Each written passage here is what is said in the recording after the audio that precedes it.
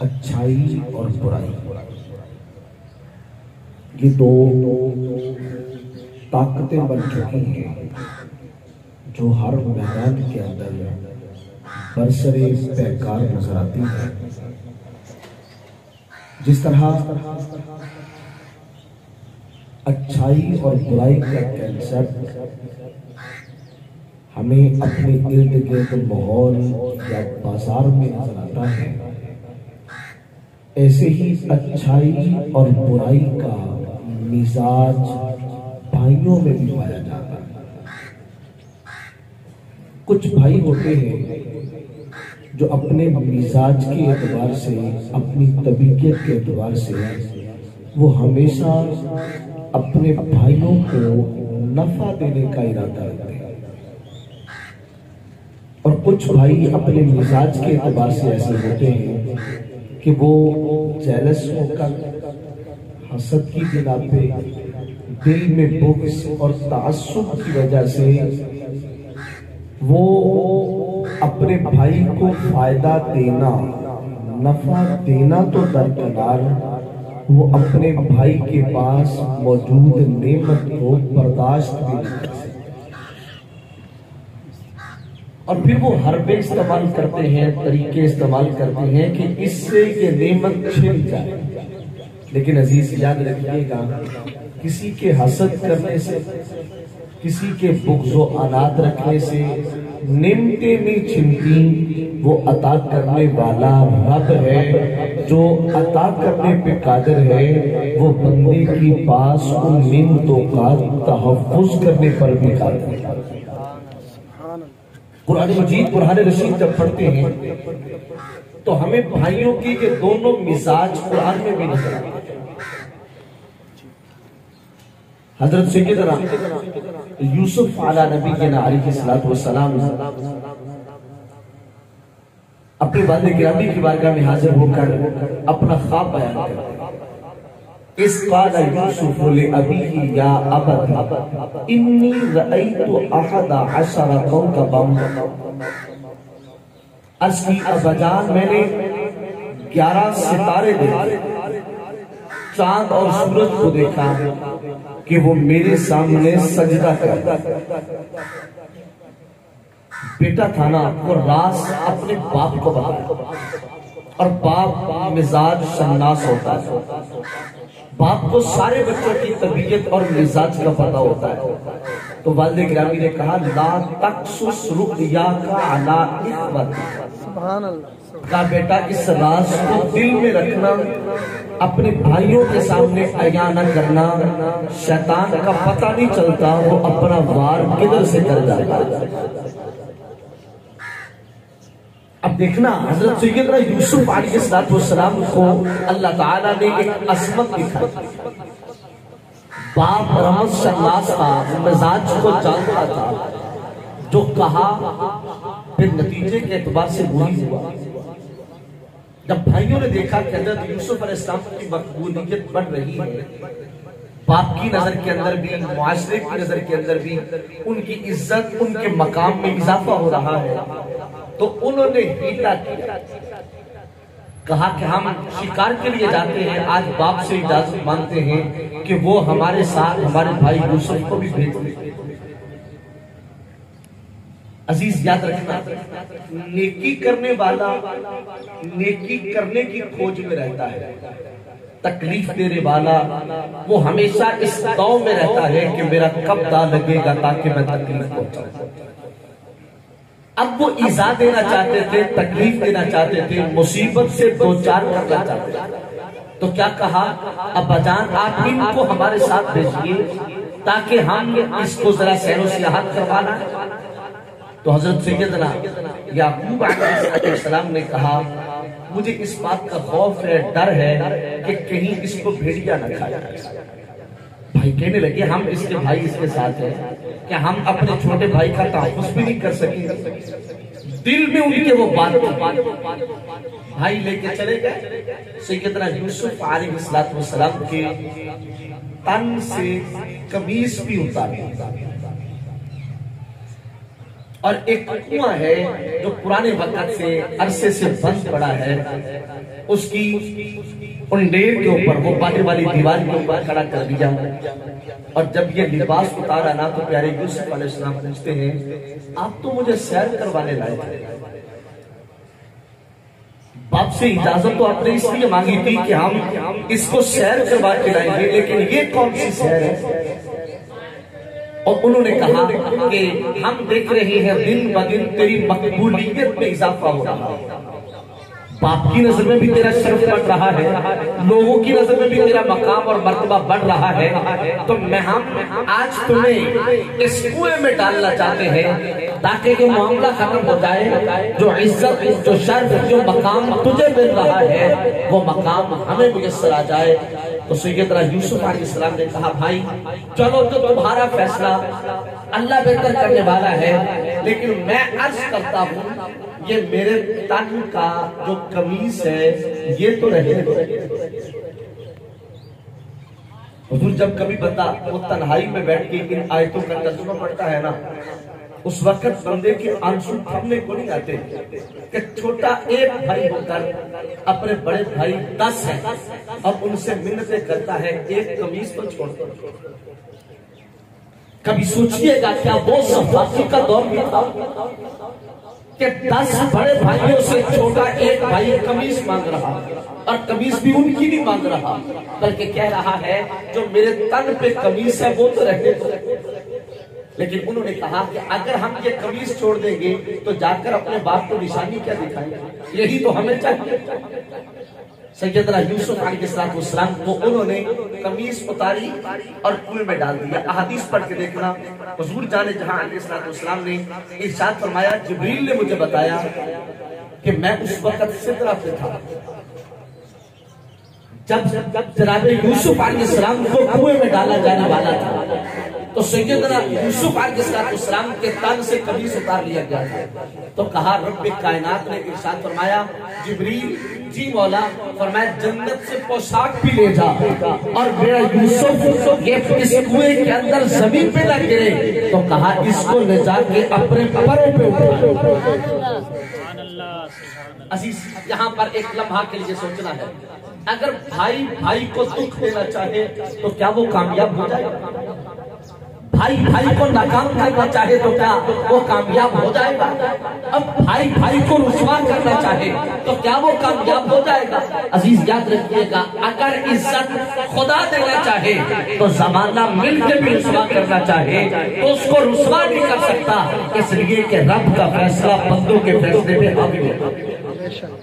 हज़रत सैयदना यूसुफ अलैहिस्सलाम आपको कुएं में डाल दिया गया, पीछे से काफले वाले आए, उन्होंने देखा कि हम पानी निकाले, देखा तो अंदर तो गुलाम है, और उन्होंने उस गुलाम को जनाब यूसुफ अलैहिस्सलाम को बाहर निकाल दिया। भाई अभी पैरे पे थे, वो भी करीब से पहुंच गए, उन्होंने कहा ये तो हमारा पकौड़ा गुलाम है। हुजूर भाई जब शरीक बनते हैं तो फिर भाई भाइयों को क्या कुछ कहते हैं, ये आप मेरी बनिस्बत ज्यादा जानते हैं। लेकिन यहाँ कुरान क्या कहता है? उन्होंने कहा कि ये तो हमारा गुलाम है और है भी पकौड़ा, भागा हुआ। तो वो काफिले वाले कह रहे हैं, इतना हसीन होकर गुलाम होगा, इतना हसीन होकर भागा हुआ होगा, इतना हसीन होकर कि मालिक को धोखा देने वाला होगा। तो जब काफिले वालों ने तारीफ बयान की ना, तो ये भाई आगे से कहने लगे, इतना ही अच्छा लगता है तो खरीद लो, इतना ही प्यारा लगता है तो खरीद लो। कहा हाँ बेचो, कितने में बेचोगे? कुरान कहता उन्होंने कहा चंद खोटे सिक्के, यानी जनाब यूसुफ की औकात को कम जाहिर करने के लिए, शान और मर्तबे को कम जाहिर करने के लिए कहा अगरचे चंद खोटे सिक्के दे दो, अगर यूसुफ को ले जाओ। लेकिन अजीज याद रखना, नहीं पता था कि आज हम जिसको खोटे सिक्कों के बदल बेचते हैं कल के ही मिस्र का ताजदार होगा। लेकिन जनाब यूसुफ का सब्र देखना, भाई कहते हैं ये हमारा गुलाम है, भगोड़ा है, और इसकी कदर कोई नहीं, खोटे सिक्कों के बदले जाओ। जनाब यूसुफ ने कहा मैं तो इनका भाई पर जुल्म कर रहे हैं, नहीं, बल्कि कहा कि ओ सोना मेरे दुख में राजी कि मैं सुख चूल्हे डालूं, कि मेरा मालिक को जानता है, वो तो मेरा तहफ्फुज़ करना भी जानता है। जनाब यूसुफ अलैहिस्सलाम बिक जाते हैं। यहाँ तक एक तस्वीर का रुख है कि जो ताकत वाले थे, जो पावर वाले थे, जो कसरत वाले थे, वो जुल्म कर रहे थे। जनाब यूसुफ अलैहिस्सलाम जुल्म बर्दाश्त कर रहे थे और ये हिला किया था इन्होंने ताकि भाई को मार दिया जाए। लेकिन दूसरी तरफ सैयदना यूसुफ अलैहिस्सलाम वो मिस्र के बाजार के शहंशाह बन गए। और वो मंजर तो आप सब ने सुना होगा। जनाब यूसुफ पाक को जाकर मंडी में बेचा गया तो लोग माल का ढेर लगा रहे थे। एक बुढ़िया आ रही थी सामने और वो सूत की अट्टी लेके आ रही और आके पूछा किस बाजार में हुस्न यूसुफ बिक रहा है। उन्होंने बताया भाई बीबी सामने बाजार में है, बता तेरे पास है क्या, किन पैसों के बदल खरीदना चाहती है। कहा बेटा और तो कुछ नहीं है, ये मेरे पास एक सूत की अट्टी है। तो कहा बीबी ये सूत की अट्टी के बदल तू कैसे खरीद सकती है, वो हुस्न यूसुफ है। तो जनाब यूसुफ अलैहिस्सलाम की खरीदार बीबी ने कहा था पता मुझे भी है, मैं इस अट्टी के बस उस यूसुफ को खरीद तो नहीं सकती, लेकिन इसलिए जाना चाहती हूँ, मोल लगाना चाहती हूँ ताकि कल बरोज़े क़यामत मैं यूसुफ को गिराने वालों में नहीं बल्कि जनाब यूसुफ को उठाने वालों में उठाएगा। जब यूसुफ के खरीदारों का नाम आएगा तो लिस्ट के अंदर नाम मेरा भी होगा। ये अपना अपना मुकद्दर होता है। सैयदना यूसुफ अलैहिस्सलाम मिस्र के बादशाह बन गए और उस वक्त गल्ला खत्म हो गया। भाई आए गल्ला लेने के लिए और जब भाई गल्ला लेने के लिए आए ना तो भाइयों ने नहीं पहचाना, जनाब यूसुफ पाक ने पहचाना। जनाब सैयदना यूसुफ अलैहिस्सलाम ने अपने खजानचियों से कहा इनको खाना वाना भी अच्छा खिलाओ, इनको गल्ला भी डबल दो। ये कुरान की आयतों का मैं तर्जुमा कर रहा हूं सादगी के साथ। कहा इनको गल्ला भी ज्यादा दो, इनसे पैसे भी नहीं लेने, और अगर पैसे लेना पड़े ना तो ऐसा करना इनसे ले लेना, छुपा के इनकी बोरियों में रख देना। ये घर जाएंगे जब गल्ला खोलेंगे तो बोरियों में से पैसे भी निकल आएंगे तो खुश हो जाएंगे। हुजूर मुझे बताइए क्या किसी बंदे में इतना हौसला है, किसी भाई का इतना बड़ा जिगरा है अल्लाह कि वो भाई जो बाप से दूर करने वाले, वो भाई जो मां की ममता छोड़ने वाले, वो भाई जो चांद की आंखों से सामने उस कुएं में डालने वाले, वो छोटा होकर एक लिबास की भीख मांगता रहा, जब भीख देने को तैयार न थे तो आज उनको इज्जत तकलीफ भी दिया जा रहा है और नजरों से नजरें मिला के अपना तारुफ भी दिया जा रहा कि कहीं आज बड़े भाई मेरे सामने शर्मसार न हो। जनाब यूसुफ अलैहिस्सलाम ने गल्ला भी दे दिया और कहलवा कर वो जो पैसे थे ना वो भी बोरियों में रखवा दिए और कहा सुना है तुम्हारा एक और भाई भी है, हजरत बिन्यामीन, ये जनाब यूसुफ से छोटे थे। कहा सुना एक भाई आपका और भी है। कहा जी है। तो कहा जब आइंदा आओ ना तो उनको भी साथ लेके आना, उनको भी साथ लेके आना। मैं बताना चाहता हूं अपना अपना ज़र्फ होता है। उधर बड़े भाइयों ने, दूसरे बड़े भाइयों ने जिन्होंने शरीक समझा था, उन्होंने जनाब यूसुफ को मिटाने के लिए तदबीर की और इधर जनाब यूसुफ अलैहिस्सलाम थे कि उन्होंने शरीक नहीं समझा, उन्होंने भाई समझा और भाई समझा, इस्तेहसान किया और इस्तेहसान करके मामला खत्म नहीं कर दिया बल्कि क्या फरमाया आइंदा आओ तो भाई को भी लेके आना।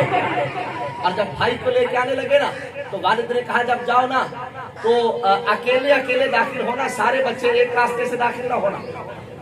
हजरत यूसुफ पाक ने इस्तेमाल किया और कहा सारे दो दो होके बैठ जाए। 10 भाई से दो दो होके बैठ कर बिन्यामीन अकेला खड़ा है और आंखों में आंसू आ गए।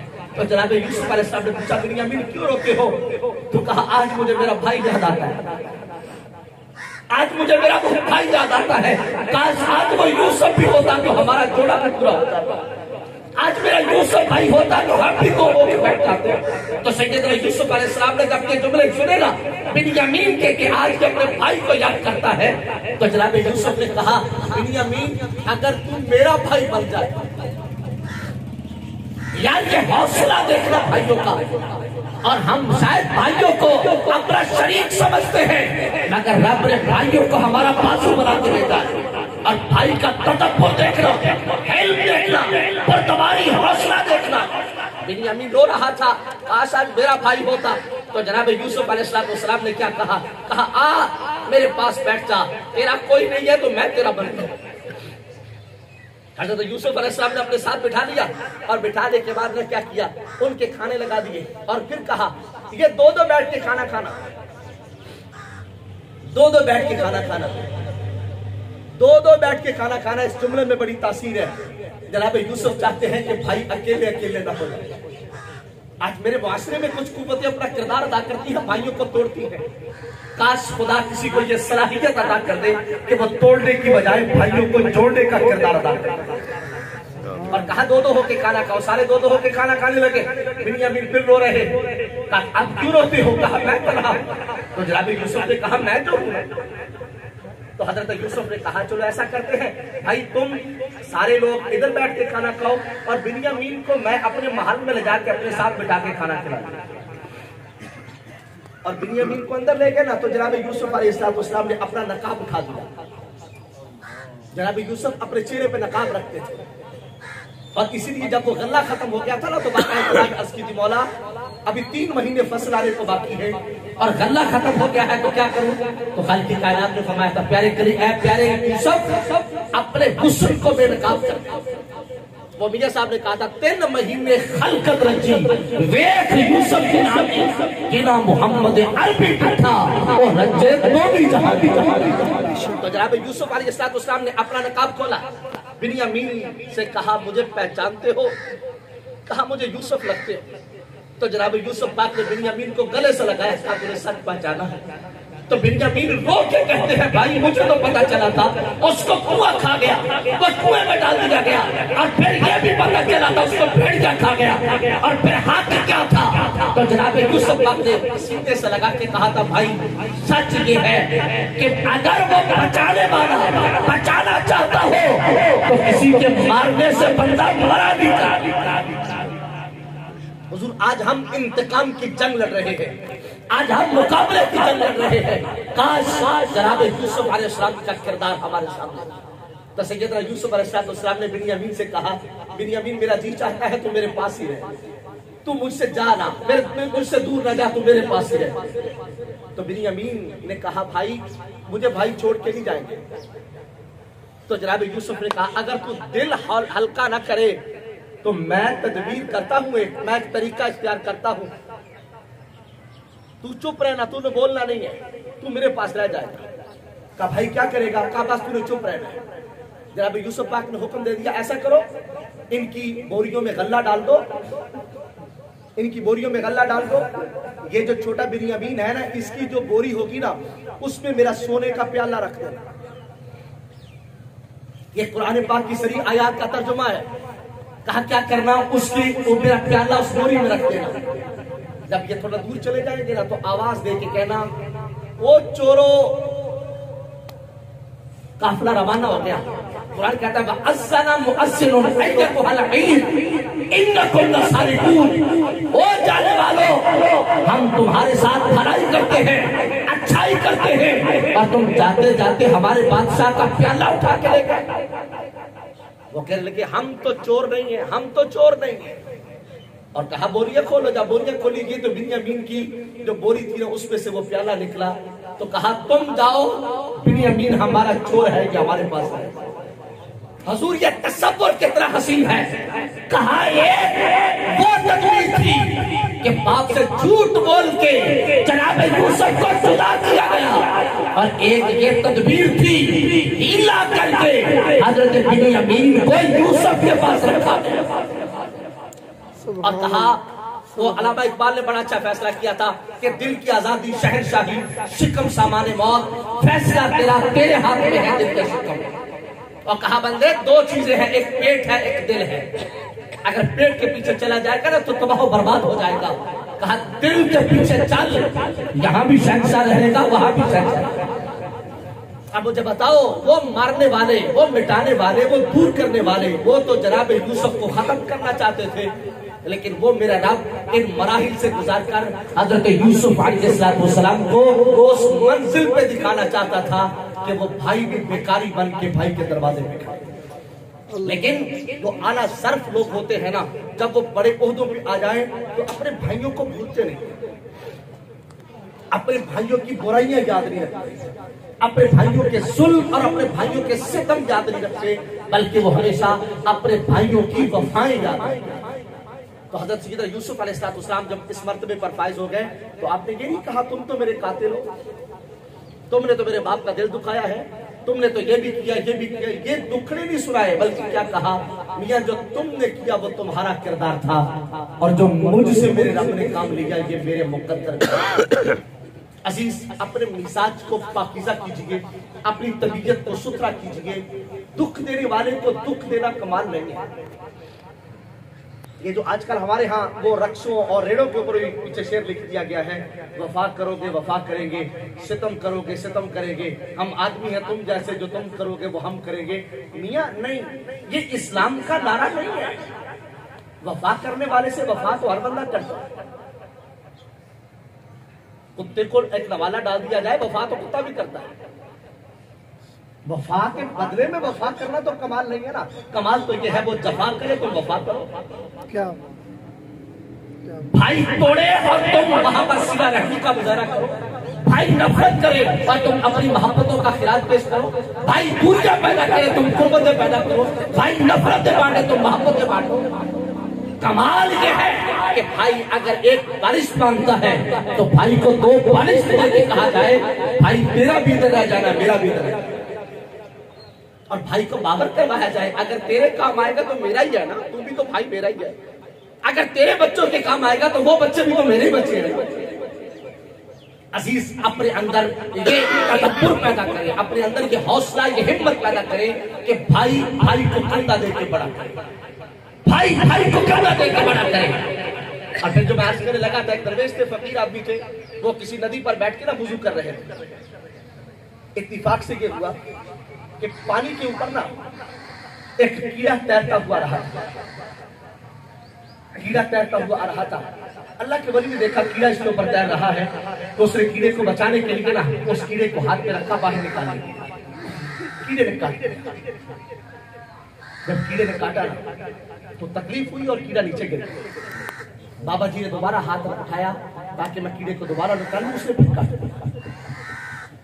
और तीसरी बार फिर जब हाथ बढ़ाया ना तो जो बाबा जी के साथ में उनके शागिर्द थे, तलमीज़ थे, मुरीद थे, उन्होंने अर्ज की कि बाबा जी वो काट रहा है आपको बार बार, छोड़ दीजिए, डूबता है तो डूब जाए। तो बाबा जी ने जुमला कहा था ना, भाई आज हमें अपना इत्तिफाक, इत्तेहाद, घरों का सुकून, राहत कायम करने के लिए वो जुमला सामने रखना जरूरी है।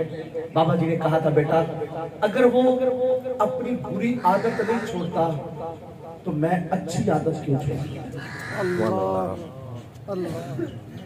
अगर वो अपनी बुरी आदत नहीं छोड़ता तो मैं अपनी अच्छी आदत कैसे छोड़ूं? अजीज, बस फैसला यही है कि भाई हमारे साथ भला ना करें, 100 बार ना करें, लेकिन ये फैसला अल्लाह का कितना अच्छा है कि अल्लाह ने उसको बुराई पे काबिल किया है और तुम्हें भलाई और अच्छाई की ताकत और तौफीक अता की। और भाई मोहम्मद तारिक साहब के बरादरी अकबर प्रदेश में थी और प्रदेश में चले गए, और प्रदेश से ही प्रदेश में चले गए। अजीज, आप में से बहुत दोस्त होंगे जिन्होंने प्रदेश काटा है, बहुत मुश्किल काम है। और जब वो परदेसी घरों से निकलते हैं तो उस वक्त उनकी कैफियत क्या होती है? मां से बिछड़ना कोई आसान काम है? कि जब वो परदेसी बेचारे आते हैं तो आकर वो कभी माँ का चेहरा देखना भी नसीब नहीं होता, और जब वो प्रदेश से आते हैं तो कई बार आकर उनको सिर्फ बाप की कब्र की मिट्टी ही देखना नसीब होती है, और वो सारी जिंदगी प्रदेश काटते हैं। और प्रदेश के अंदर अगर वो कमाते हैं तो किस लिए? सिर्फ इसलिए कि मेरी माँ सुख की रोटी खा ले, मेरे भाई हैं वो चैन की जिंदगी गुजारते, मेरे भाइयों को भाइयों की मजदूरियां न करनी पड़े। अजीज, वो प्रदेश काटते हैं तो अपने सुख के लिए नहीं, वो प्रदेश काटते हैं तो अपने माँ बाप के सुख के लिए, वो प्रदेश करते हैं अपने बहन भाइयों के सुख के लिए। तो अजीज एक लम्हे के लिए सोचना, जो सारी जिंदगी परदेश काटते अपने माँ बाप और बहन भाइयों के सुख के लिए, तो फिर रब्बे कायनात के हुजूर जब वो हासिल होते होंगे तो अल्लाह ताला उनको अजर के साथ आता होगा।